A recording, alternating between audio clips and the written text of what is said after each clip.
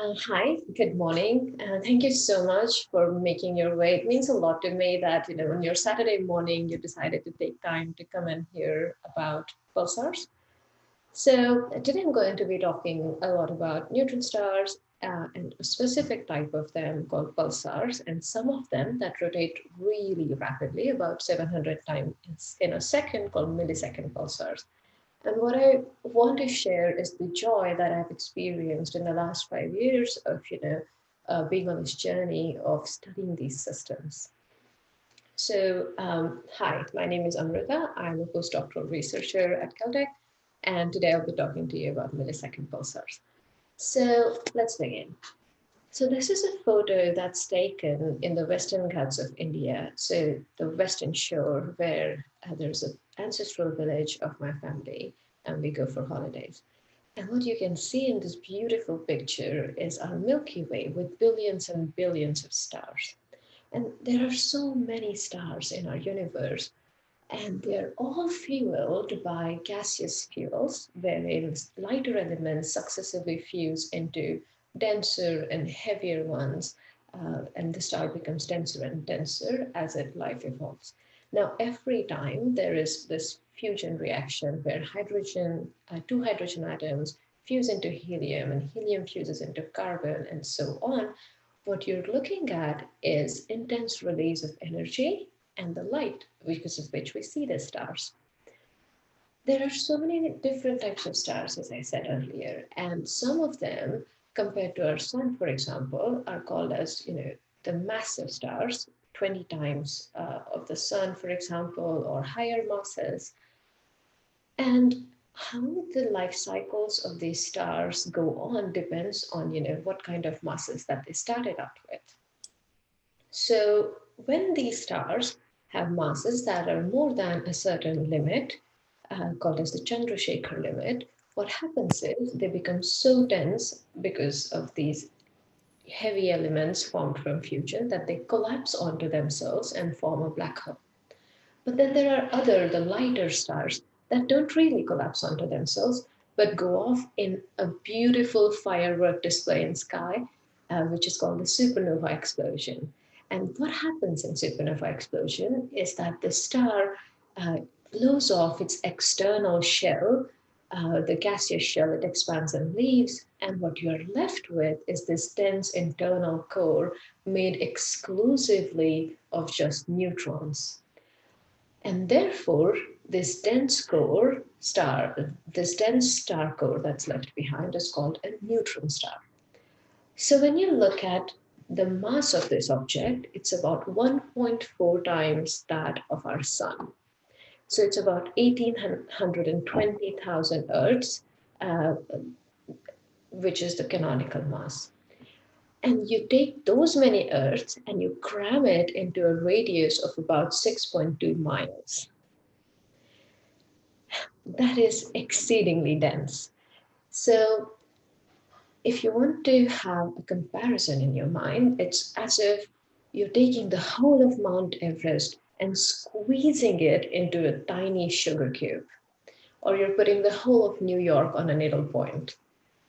So apart from these density, the other things that make these objects super interesting and super fun to study is that they have rotational periods which are as low as few milliseconds and up to a few seconds.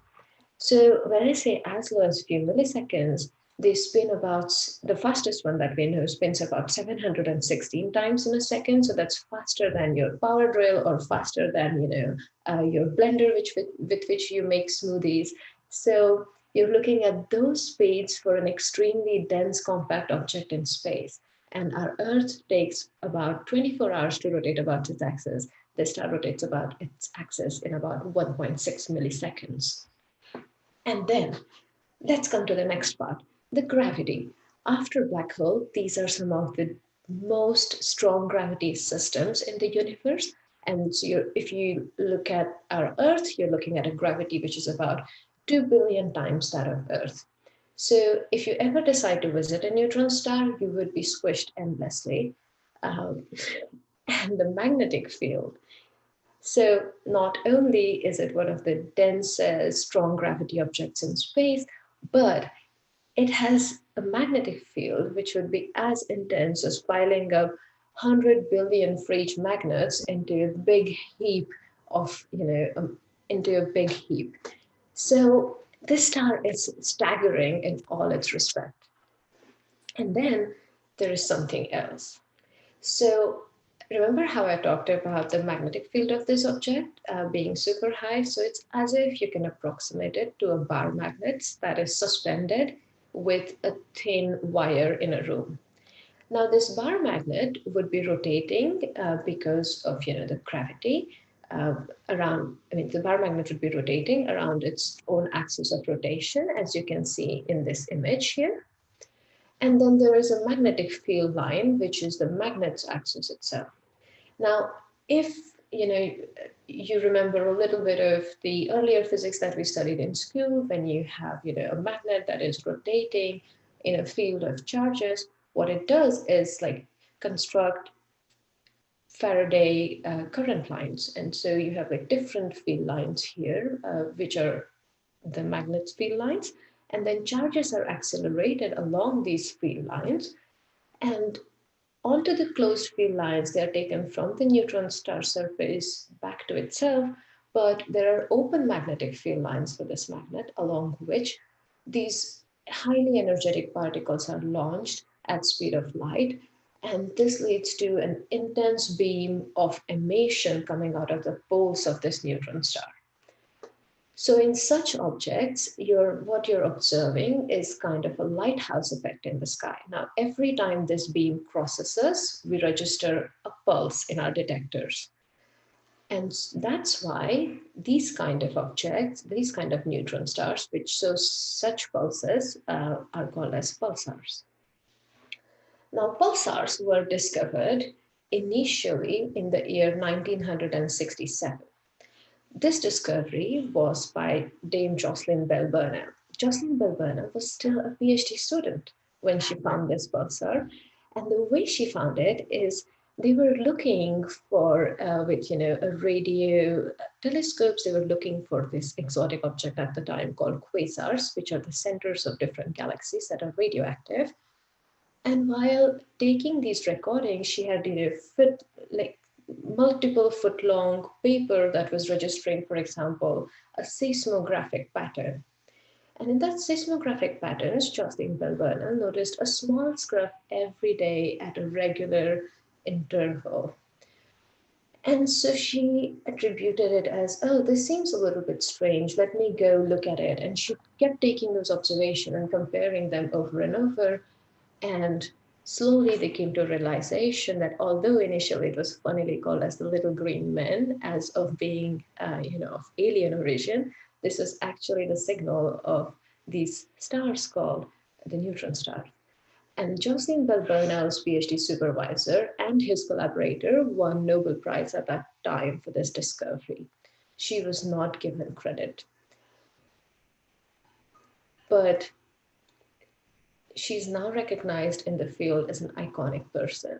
And this is the portrait that Royal Astronomical Society in Britain released recently, and she's the first woman now to adorn the walls of the RAS's headquarters.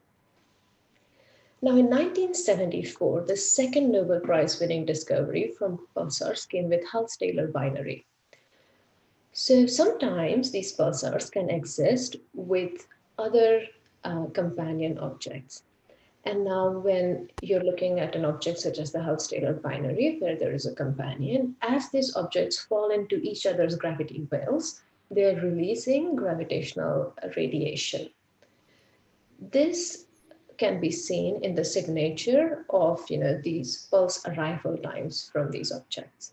And this is what Weisberg and Huang tracked also have been tracking, and as much recently as in 2016. And so this discovery of how the orbit of these two objects shrinks because of looking at their pulse arrival times won the second Nobel Prize as the first indirect proof of gravitational waves. The third A very interesting discovery in the pulsar sphere for me has been the discovery of the millisecond pulsar, 1937 plus 21, by Don Backer. So now I'm going to start going into more details about these objects. So apart from the fact that, they are such extreme laboratories in space, they have beautiful applications. So if you take, this picture on the left-hand side top called the Pulsar Timing Array. So what you do is construct a grid of these objects in space, and you look at how their joint arrival times are changing because of a disturbance in space-time fabric, as there is a supermassive black hole merger happening somewhere in the universe. So this is a fantastic application called pulsar timing arrays that allows us to understand where different supermassive black holes are merging. The second interesting application is if you look at this right-hand top figure, labeled the test of GR, wherein what you take is, like a unique system, such as a pulsar 0337 with two white dwarf companions. So it's a triple system. And what you study is how are the inner white dwarf and the pulsar falling in the gravity well of the external white dwarf. So it's basically trying to replicate a strong gravity experiment of something like the Pisa fall of a feather and a stone from the Leaning Tower of Pisa, and trying to see if the equivalence principle of general relativity holds. Now you can also, because of LIGO, which are gravitational wave detectors in US and in Italy now with Virgo, you can see two of these neutron stars merging into each other and at the same time releasing ripples on space-time fabric called as the gravitational waves. These are fantastic ways to study about the system themselves and their surrounding. The next important application is, because I mentioned earlier, you're looking at backing up the whole of Mount Everest into a sugar cube. You're looking at extreme density, extreme states of matter that are not replicable on our planet. And so pulsars can also allow us to understand what are the different types of equation of state in which matter can persist. The last amazing application that has come to light in the last few years because of also X-ray pulsars is the galactic GPS system. So for example, you know exactly where different pulsars are located, and you know how fast they're rotating, how they're moving through space, etc. You can kind of build up your approximate location in space. So if you're looking to zoom through our galaxy with, for example, a Star Trek Enterprise, maybe the pulsars can act as your guide. So they have amazing applications. And moreover, there are so many different types of pulsars in themselves. So you have really young pulsars. So there is this beautiful one that I really love called as the cosmic hand. Now, cosmic hand, as you can see in this image, looks as if there is a hand with filaments extending into space and touching, this kind of a crown. So cosmic hand is a very young pulsar, about 1700 years old. And so when you look at such young pulsars, they have the pulsar wind nebulae as a leftover from their supernovae explosion around it. And the energetic emission coming out of the pulsars is basically heating up this nebula. And so what was happening 1700 years ago on this earth is that, Constantine was still the Roman Empire's, lead. Gupta dynasty was just getting formed, and the first eclipse of the sun was observed. So we have had a lot of human history happen between then and now. But the pulsar is still called a young pulsar for a 1700-year-old. This is the kind of cosmic scale we're looking at. And so what happens in this cosmic hand is the nebula and the energetic emission that is coming out of the pulsar starts heating up this another cloud next to it, which you can see in the red color. And we can see X-rays coming off of this cloud with the Chandra X-ray laboratory. The other kind of pulsar, which has become, which are called as the magnetar. So magnetar doesn't refer to, the X-Men villain Magnetar, but, just this pulsar, which is on steroids. So you take that intense magnetic field that we talked about earlier, and then you crank it up about 10,000 times. And when you crank up that intense magnetic field about 10,000 times, you have like processes where these magnetic field lines break and reconstruct, and there are quakes on the neutron star surface, releasing with intensely energetic flares that are detected by different radio telescopes. And earlier, we had only known about some of these, fast radio bursts, which are intensely energetic flare sweeps that last only millisecond durations from outside our galaxy. But recently, we've also seen that magnetars have similar flares. And so this is a galactic fast radio burst. Then going back to pulsars in binaries, you have a double pulsar, 0737 plus 3039. So you're looking at a pulsar which rotates, in about 22.6 milliseconds in an extremely tight orbit of about 2.45 hours with another pulsar. And because both of them, emit these pulses that are detectable, this system has been fantastic to probe, general relativity, the different states of matter, etc. And last but not the least, so we are going from young pulsars to spheroids to binaries, and then last but not the least, the oldest of the pulsar, which are called as the millisecond pulsar. So these are the ones that are the fastest rotators in space. They rotate about 716 times in a second, the fastest one. However, compared to a normal young pulsar, their magnetic field is about 10,000 times lower.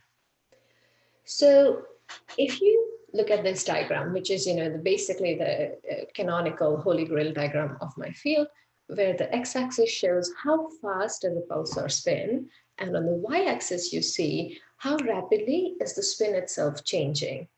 And you take these different pulsars and you plot them on this diagram, you see different clusters that emerge. So on the top left, you have young pulsars. Young pulsars over time spin down because of release of this energy and enter this zone called as the normal pulsars. And as normal pulsars again spin down over time, they enter this area called as the pulsar graveyard. Now, if this pulsar is lucky enough to have a companion that is able to rejuvenate it, it emerges back onto the pulsar on this diagram into this new cluster called as the millisecond pulsar. The question is, how does this rejuvenation process work? So the fact is, we know now 315 millisecond pulsars, the ones that rotate really rapidly, and of those, about 200 of them are in binaries. So the idea is that the rejuvenation happens when there is a companion that's able to spin it up. And if you look at the distribution of this millisecond pulsar population further, you see that very few of them are at this extreme tail end of the spin. So in this diagram, the spin frequencies of pulsar are on the x-axis, and the number of detected millisecond pulsars at those frequencies is on the y-axis. And so this distribution starts falling incredibly rapidly towards the tail end. So what is it that stops these millisecond pulsar from achieving speeds which are beyond 800 hertz? Is this something that has to do with the pulsar recycling process itself, or how did these pulsars start out in their lifetime? And that's why we go and try to understand this process called as the pulsar recycling. So what is pulsar recycling? Initially, we talked about, the neutron star, the pulsar with, energetic emission coming off of its poles. This energetic emission contains, particles, and these kind of particles are called as a constituent of pulsar wind. So this wind that is coming out of the pulsar is impinging on its companion. And what that wind impinging on the companion does is create, first of all, a hotspot that you can see in the white color here onto the surface. And you see a lot of material that is being blown away from the companion. Simultaneously, because the companion is getting heated, it swells up more and more and more at a point where it cannot contain within its own gravity well, and the material starts falling onto the neutron star. But the way this material then goes towards the neutron star is in a formation called as an accretion disk, which is this disk that you see in this video. And from the accretion disk, the material is able to get onto the neutron star and torque it up to tremendous speeds that we know. So this is the theoretical picture called as the pulsar recycling mechanism that was put forward by Radhakrishnan and Srinivasan et al. But then the expectation was, once this process where the companion is able to, swell up and release its material in form of an accretion disk, once this process stops, what you would see is a pulsar that is spinning stably and ablating the companion emerge. However, in the last few years, we have seen objects that do not conform to this expectation. These are basically transformers in space called transitional millisecond pulsars. So why are they called transitional millisecond pulsars? So they go from the picture on the left-hand side, where there is an accretion disk that is seen by X-ray observatories in space, to a picture on the right-hand side when there are no accretion disks present and the companion is contained within its bounds called as the Roche-Low. And these kind of switches between the X-ray active and detectable state and radio pulsar being detected state happen really, really fast. It happens as fast as, in about a week. So we have these objects that kind of keep hopping between having an accretion disk and being completely detached from its companion in that sense. And there are about 3 of these transitional millisecond pulsar systems that we know right now. So if you look at their names are really boring. They're kind of like telephone numbers. So the first part kind of tells you what is the right ascension in space, and the second part tells you what is the declination in space. And we put a small abbreviation called PSR to stand for pulsar in front of this name. And so now, 3 of these systems, these are these kind of transformer system. One day you have this tremendous accretion disk next to the pulsar. The other day you stop seeing them with X-ray observatories and you start detecting them with radio. The question is, what does it mean that we started detecting them with radio? So let's go back to the first of these discovered system, which was 1023+0038. So the year was 2007. There was another PhD student called Anne Archibald who was using the Green Bank telescope in West Virginia, which is shown in the left. Now, in this Green Bank telescope, you have basically the dish, which is quite massive, atop this triangular mount. And this whole disk moves in 2D, in 3D to try and slew onto the target. But at this particular point of time, the disk was getting, there were repairs going on because of mechanical fractures of the telescope, and they couldn't really slew the disk to look at different objects. So what they did instead was, okay, if you cannot slew and, track certain objects in space, why not we just do this another thing? We allow the whole space to drift through the line of sight of this disk, and then try and, run blind searches for pulsars on this copious amount of data that is being generated by this kind of process, which is called as the drift scan survey. And so Anne Archibald was doing her PhD in 2007, and yes, and she discovered this beautiful rotating pulsar, which spins about 592 times in a second. This was the first of the discovered transitional millisecond pulsar. And yes, pulsar astronomy is driven by women quite a bit. So this pulsar was sitting at the position of a previously known, in 2000 and 2001, of a previously known system where there was an active accretion disk. And how do we know that there was an active accretion disk? Based on the optical behavior.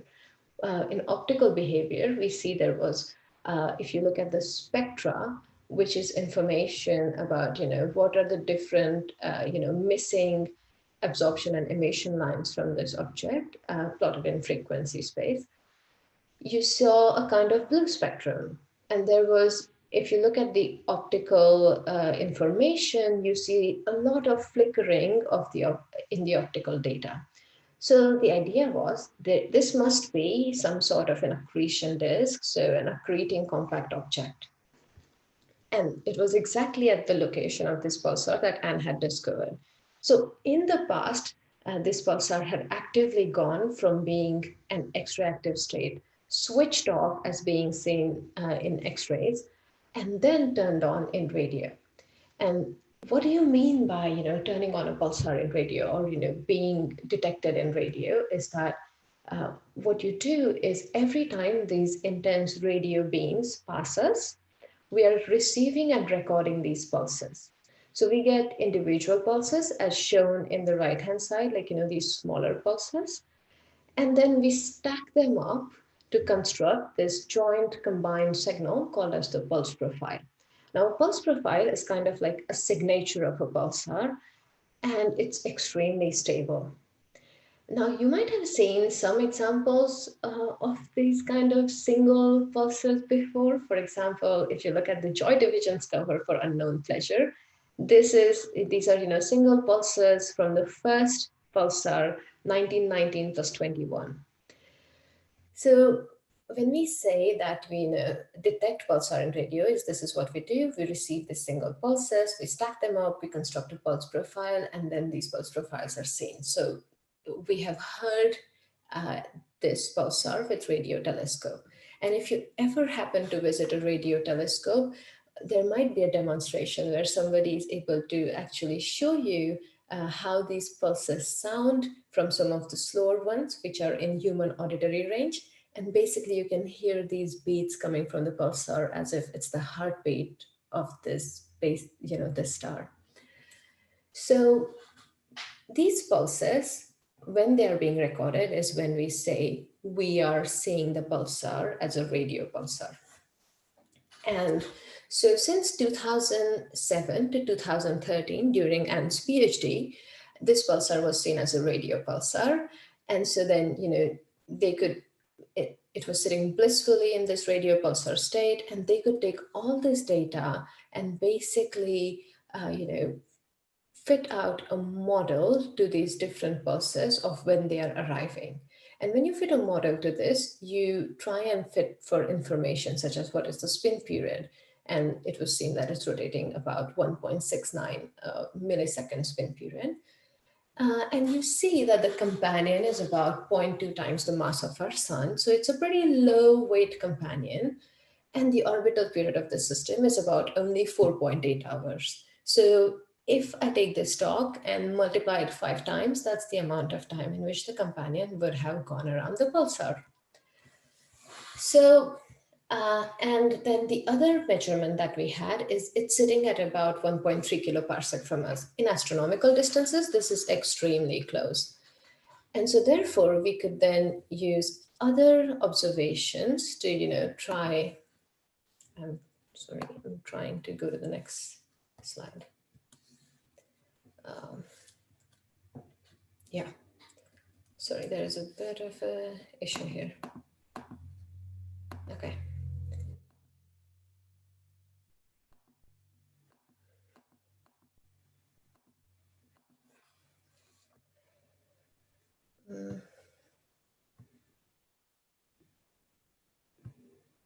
Okay, and so it was sitting in this stable state from 2007 to 2013, and this is a light curve. So what is a light curve is you take, the time period on the x-axis. So every day you go out, you look at the pulsar and you say, okay, today I'm observing it at a certain magnitude, which is shown in the green points on the y-axis.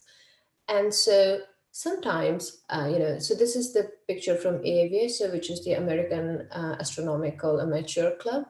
And so in their data tracking, they could see sometime in the June of 2014, suddenly in the last week of June, there's this sudden jump where the magnitude increased from 17 to 16.5. And this jump is when it signaled that you stopped seeing at this particular point, they were also tracking it with radio telescope across the world.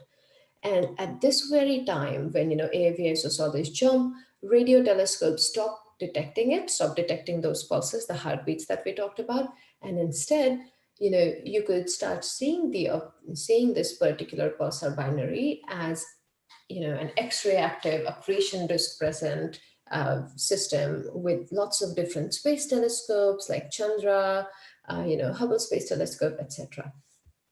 Now, this transition happens really fast, right? It happens within a week. So we have to really stay on top of these objects. So now when the X-ray state has switched on, wherein there is this accretion disk that we talked about, now there were these other studies that we conducted. So Anne Archibald, during her PhD, also did this study, and then I continued this work, is how we are able to see this lighthouse effect that we talked about in radio earlier. We're also able to see that similar effect in X-rays. So when you take the X-ray data and you fold it with the similar model for timing the individual pulses in X-rays, as we saw in radio, what you do see is that some amount of material from the companion is definitely reaching the surface because these X-ray, pulses are emitted from the fact that when this, material hits the neutron star surface, you have some hotspots, and those are the ones that drift in and out of our line of sight. So this is a schematic picture that I drew basically with MS Paint to show this very process, is that you take some of the inner disk accretion material and you're able to channel it onto the neutron surface, forming these hotspots that are then drifting in and out of our sight, giving rise to the stable X-ray lighthouse effect. And now it has been stably showing this behavior for about 6 to 7 years. And I haven't seen any transition in the years that we've been tracking it, because I've been using a lot of different radio telescope to have, a continuous monitoring program. So then we tried to ask ourselves, okay, now this object is in this beautiful X-ray state, so what can we learn about it? Now, the first thing that we want to learn is how exactly the switching on and off of different states happen.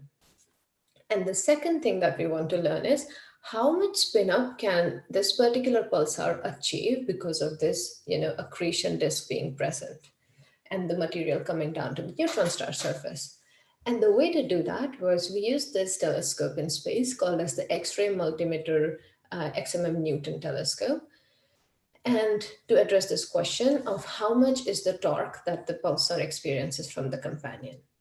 And we tried to construct models to model out the different X-ray pulses. And what I learned is that although there is this process where the accretion material should be getting to the neutron star surface, it is not happening with as much recycling that we had expected it to happen. That means the pulsar is still spinning down instead of getting spun up. And so why is that? And the explanation comes from this, another beautiful observation or study that we conducted.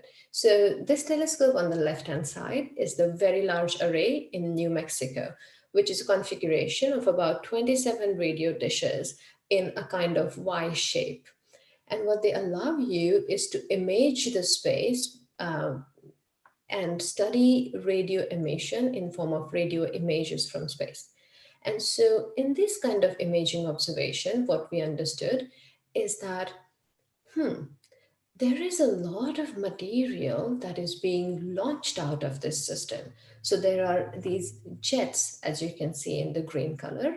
So there is this jet-like emission that takes a lot of torque, actually, which is negative and exerts a negative torque onto the neutron star. So the inflowing material from the companion doesn't really get to the neutron surface, but most of it is being ejected out in form of extremely energetic jets. So it's really surprising because most of the time when these accretion disks are present, it's a very violent phenomena that lasts for a few months at most, and then the accretion disk vanishes. But for a disk to be present for 6 years and at the same time show, the X-ray lighthouse effect and show, these radio imaging jet observations, it's a very, very unique accretion state that we haven't encountered before. And then the idea was, okay, let's ask this question. Sure, these two processes are happening at the same time. There are energetic jets coming out of the system, and there is material from the companion coming to the neutron star. Are they related to each other? And so then we made this beautiful campaign where you try to take observation at the same time with different telescope. So we took the XMM telescope that I talked about before and the ground-based VLA telescope. And when these combined observations were taken, we were a bit surprised. We had expected things to vary together, but it was so simultaneous that every time there was an X-ray lull, the radio imaging observations showed real brightening of these jets. And it was completely tied together. So there was a way that this material that's being launched out of the system was maintaining a causal contact with the inner accretion disk material.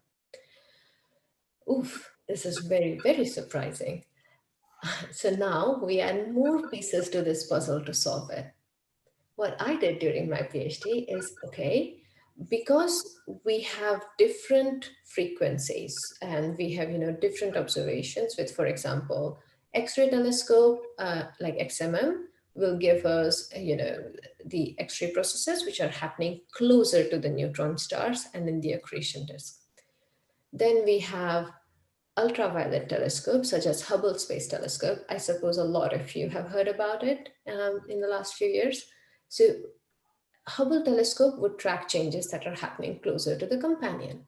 So is there a way that we will be able to, study them at the same time and see if there is any relation between them such that we would know if it is that tiny, 0.2 times the solar mass companion, or if it's the staggeringly extreme pulsar that drives this whole unique stable accretion accretion state that's present in these systems.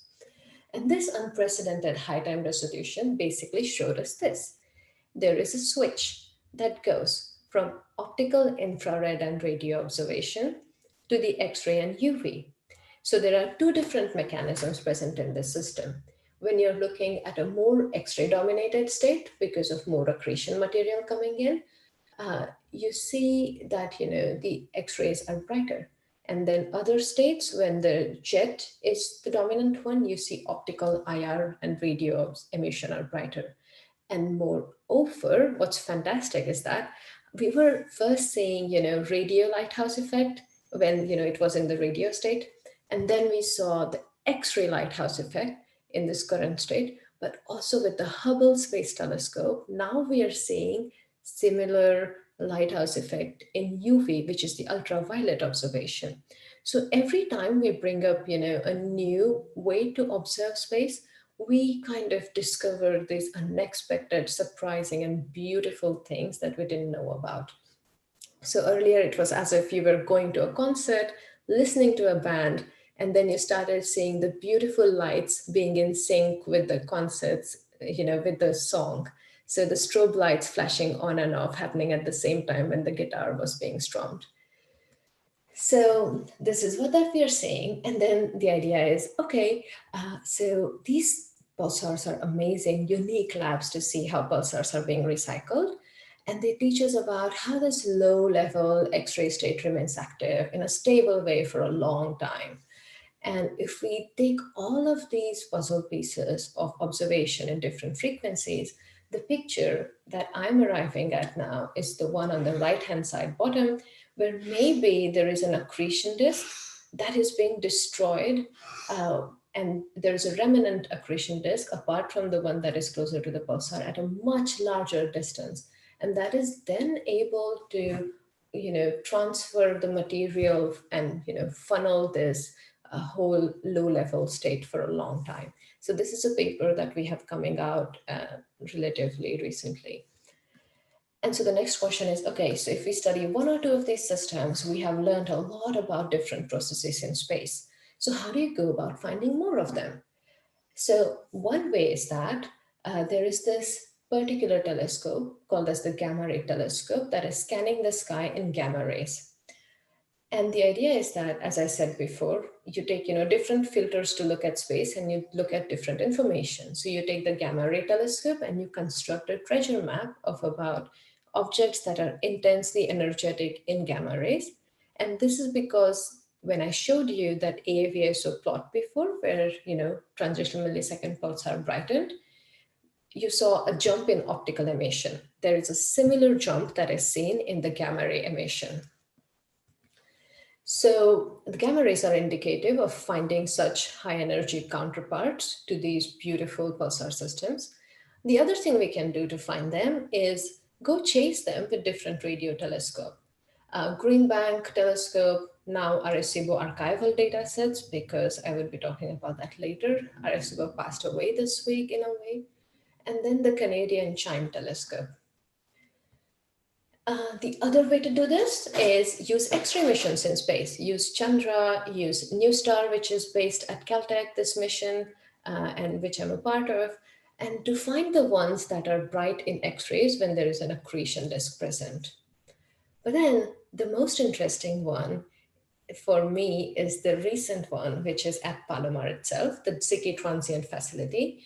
So if you are looking at the Samuel Ocean, the 48-inch telescope, on this 48-inch telescope, there's a beautiful camera now, which covers the sky, about 47 square degrees of it, to track different objects that are moving in space. For example, objects such as asteroids, but objects that are also, variable. So what do you mean by variable is that if you look at certain parts of the sky again and again and again with multiple exposure, over time you start seeing patterns of, if this particular star is dimming, or if it's brightening slowly, or if it's like, periodically brightening.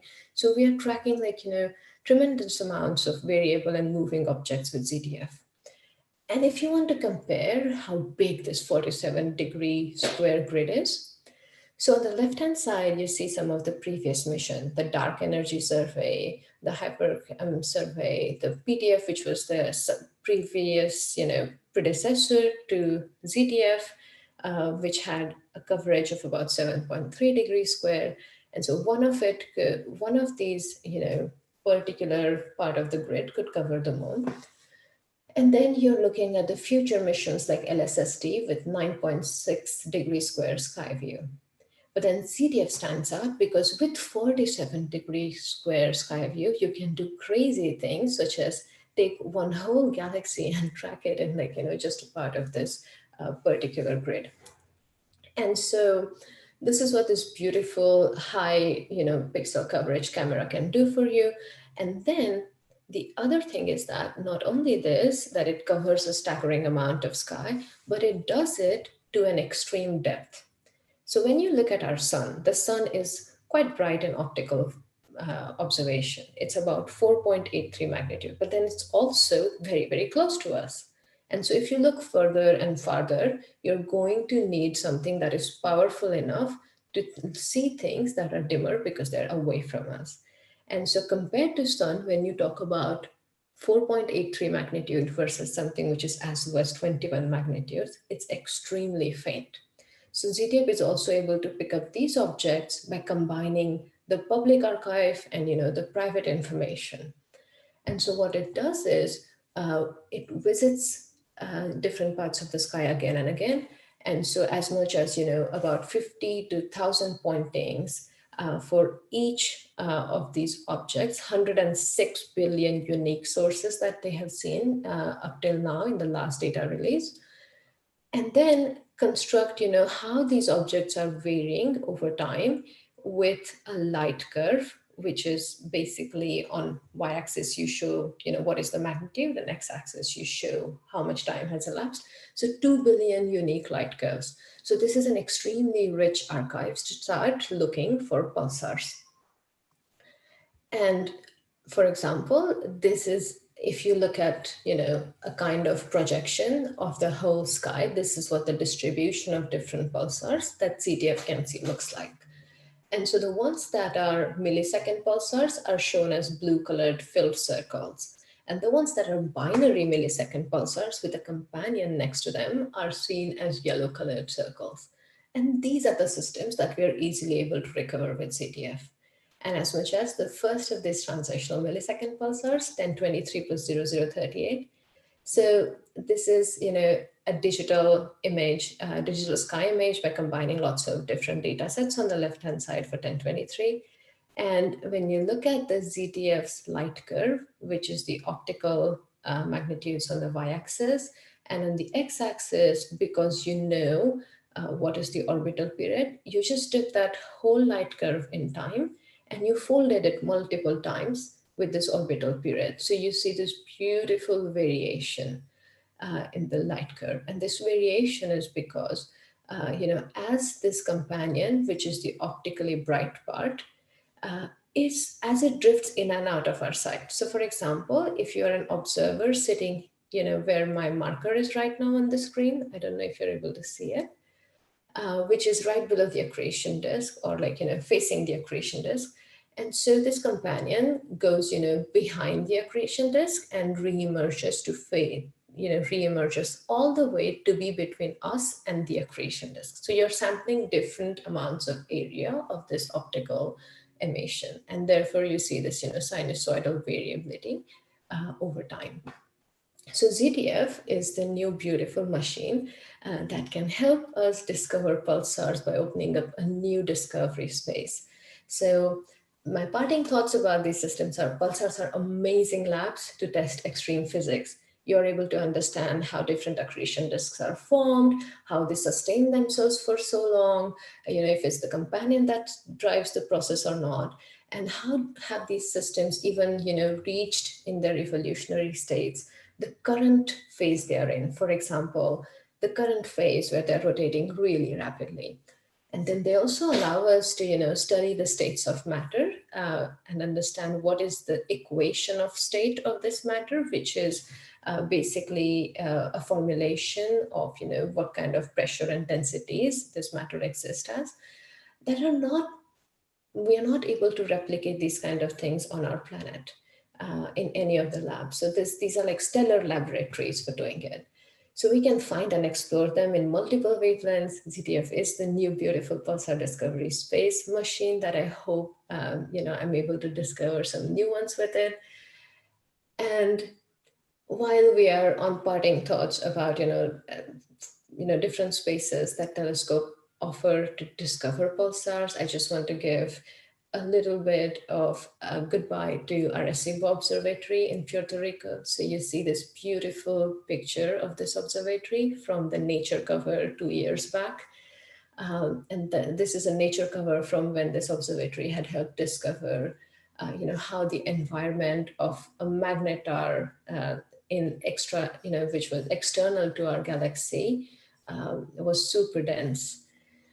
And this observatory experienced a recent demise. As you can see in the first picture on the top right, this is what the observatory looked before, where you have this, big dome and the Gregorian dome.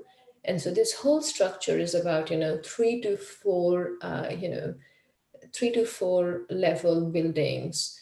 And this whole structure is suspended by these suspension cables. And there was a suspension cable failure wherein this dome basically crashed onto the disk underneath it, this tremendous disk, which is 305 meters. But in its lifetime, Arecibo has helped discover so many of these pulsar and uncovered, what is happening within them, what is happening in their surrounding, that as a pulsar astronomer, it has been a very hard week to say goodbye to this observatory. I spent a whole of my first year of PhD staying awake with this observatory and peering into the night sky. So on parting thoughts, I also just want to say goodbye to Arecibo, and hopefully there would be a new Arecibo version 2.0 to propel the discoveries more. Thank you. Thank you for being patient with me through this talk. Thank you very much. Questions?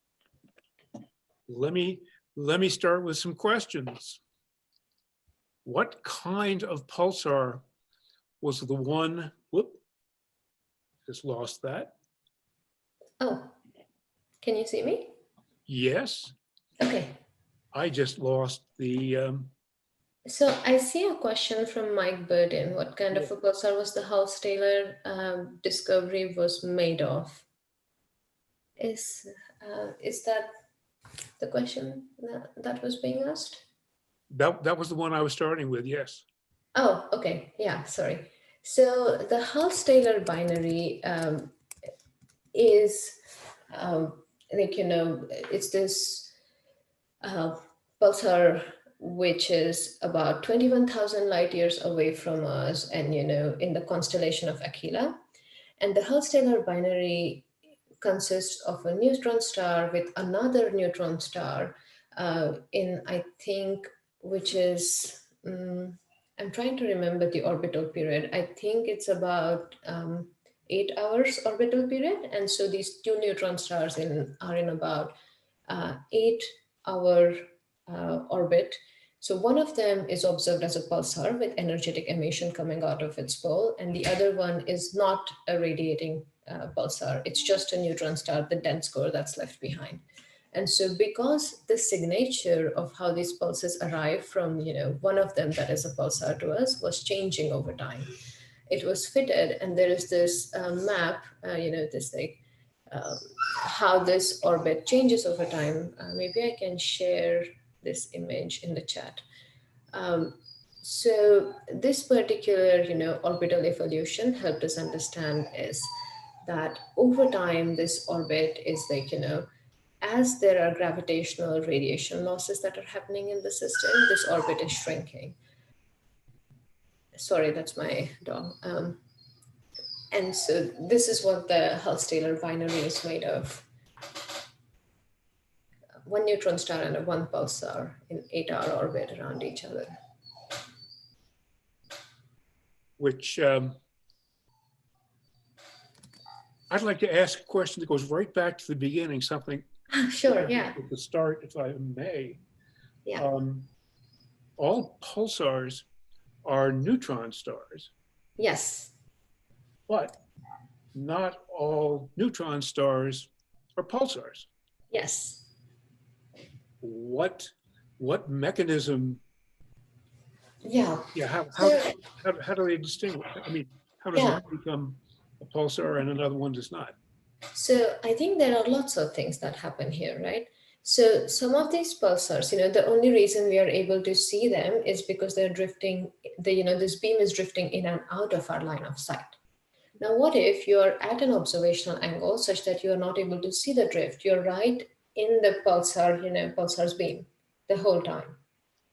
So if you're at such an inclination, like your observational angle, then you won't be able to detect the pulses passing us. You're constantly experiencing an increased flux. And so therefore, there is this observational problem where we won't be able to see a lot of them.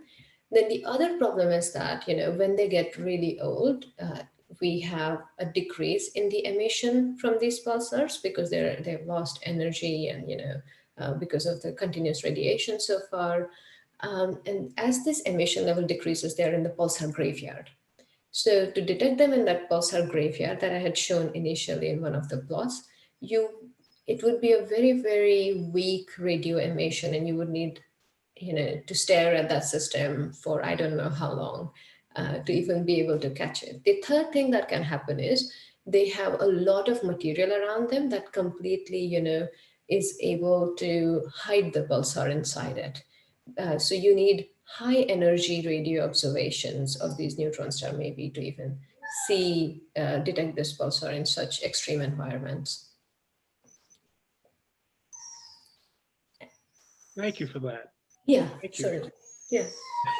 That's to me anyway, that's a very big help. We got a question from Reza. Given their fast rotation, shouldn't pulsars be flat? How are the internal forces balanced? That is a good question. Now I'm trying to think, I've never thought about this, how a pulsar's morphology would look like, honestly. I mean, this is not a trivial question to answer. Okay. But the reason I'm going to think about this for a minute, actually, myself, and then come back to this question about how to explain this properly. Um, Well, kind of as a corollary, in terms of rotation, mhm. is there, other than the speed of light, is there a theoretical limit to how fast a pulsar Mhm. can Explain. rotate? Yeah, so there is something called as the pulsar breaking index. Um, After a point of time, where the speeds are so intense uh, that you would not be able to sustain the pulsar together, and you would start seeing something kind of a pulsar rupture, and so that like pulsar at that would be the extremal point at which we would not be able to sustain it together as a star anymore. So there are those limits that come from the pulsar's equation of state itself. Um, and yeah, I think so. That is the maximal. That is the hard limit. Okay. Yeah. Um, and Timothy raises the question about, Yeah. The stiffness of the equation state. Yeah. yeah, Yeah. That's. and Mike goes back to a question about Arecibo and Mhm. what role it played in pulsar research. How much of a role did Arecibo play in pulsar research? I mean, so I don't know exactly how much of the fractional time of the complete system went into tracking pulsars, but what I can, of the years that it had been functioning, one whole year actually has gone for, observation of pulsars in pulsar timing array with the US collaboration of Nanograph. And apart from this, what Arecibo has helped done is that, it has multiple, it has a long frequency coverage in radio. So it goes from something like, 1.4 gigahertz all the way up to, 5 gigahertz. So what it has allowed us to do is observe the pulsar at these like, different radio frequencies, and then, as I had said before, in case of some pulsars, you won't detect them at lower frequencies because of the extreme environment around it. So it has enabled us to look at them at high frequencies and construct beautiful timing solution that are not affected by orbital smearing, as you see in these tight binary pulsars. And as a pulsar astronomer, for example, I can say that a lot of the unknown Fermi pulsars that were in the Fermi treasure map were discovered because of these two facilities, the Green Bank telescope and Arecibo telescope, with their targeted observation programs where they observed these systems for multiple hours, multiple times, and then were able to uncover and if there was a pulsar hiding in there. So it has played a phenomenal role in discovering the systems, including the Nobel Prize winning system, the binary that we talked about to construct its timing solution that really led to that Nobel Prize that we in terms of how the orbit is changing over time. So it has been a colossal giant in the field for all of us. So the loss of Arecibo means not only losing, this ability to discover pulsars, because an extremely large dish allows us, highly sensitive observation, that at sensitivities that are not enabled by other telescopes. Like for example, GBT is a smaller telescope compared to that, and so US has lost uh, a big ability to be able to do that, to look at more dimmer objects. And also it had enabled planetary defense system to track asteroids. So that is another loss that we are experiencing. Well, yes, it's a sad loss. Um, if we got time for a couple, I had a couple other questions if we got time. Um, when two neutron stars coalesce, the Mhm. gravity waves in a what do they call it? Yeah. A kilonova, something like that. Yes, yeah. Um, what results? A bigger neutron star, a black hole? What happens after that happens? So we are also trying to understand that. So I think it also depends on the masses that were merged, because neutron stars, although we say that there is this 1.4 times the solar mass, which is the canonical mass, there is a variation around its limits. And so it depends on how much of the mass was actually, how much of the mass loss happened during this merger, and how much was the, final mass that remained. And so there are different things that can happen. We can form a neutron star from two neutron stars. We can form a black hole from these two neutron stars. But what is the another fun thing that can happen is that you can have a neutron star, like, a hyper neutron star, like a magnetar, which is, super, magnetic, very much on steroid kind of a system, that, and an extremely massive one at that, forming for only a little bit of time before it collapses into a black hole. So there are different possibilities that we can end up with depending on, the kind of system that merged. Oh, okay. Thank Yeah. you. You mentioned jets. Yeah. Does this represent, perhaps on a smaller scale, Mm-hmm. but does this represent the same mechanism that we see in AGNs?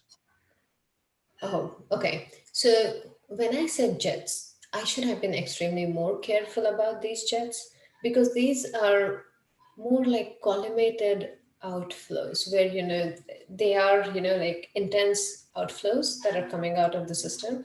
And they kind of are in this column, but they don't have the exact same jet mechanism as you would see in black hole X-ray binaries, or you would see in, like, AGNs, which are, the nucleus of different galaxies. So what we see it, from the observations that were jointly taken of, with VLA and the X-ray Space Observatory, is that maybe they're, just intense ejection episodes that happen in this system, and we're not able to resolve the jets because they're not as bright as in case of some black hole X-ray binaries, where you just see them in radio images, the jets that are coming out and resolve to distances which are multiple light years away. So they do have a bit of a different phenomenology there. Very good. Very good. Has anybody got anything else? Other And questions? there is a question about the angular momentum. Ah, yes. Yeah. So where does all of this angular momentum come from? Okay, so this angular momentum come from the fact that, the material that is coming from the companion onto the neutron star is falling into its gravity wave. And it has, like, a loss of the gravitational energy, and it's like gathering speed. And while it's in the accretion disk, this material is then acting like, a liver arm. And this liver arm is basically then latching onto the companion's magnetic field lines, and, taking that angular momentum with it to the neutron star, and then torquing it up further and further. Okay, very good. Thank you very much. And So, with that, yeah, thank you. Dr. Amruta Jaodand, Yeah, thank you. Wow, that is thank really you very much. amazing. Yeah, thank you so much for giving me this chance to be able to talk about these subjects. And the question for Reza, I'm going to, is there a way I can, like, email you the answer? Because I would love to think more about it in details and send it to you. If it I can send it to with you. Reza, Yeah. I'll send you Reza's email address. Yeah. Okay. Awesome. Or and yeah, one way or another, we'll Yeah. get in Thank contact. you. Yeah. Okay. Yeah. From here, we're going to take a bit of a hiatus, a break for the holiday season come back together on Saturday, January 9th. Michael Zhang, a PhD candidate at Caltech, will talk about the exceptional astronomical discoveries of the ancient Greeks. Ooh. So, a bit of a change of pace. And with that, hey, everybody, please have safe holidays, have great holidays. I hope everybody is well, everybody around, all family is well, and we'll come back together in January. Okay? Okay. Thank you very much. Thank you, Doctor. Bye-bye. Ah, Excellent. good. Thank you. Great Bye-bye. enthusiasm. Bye-bye. Thank you. Bye. Thank you.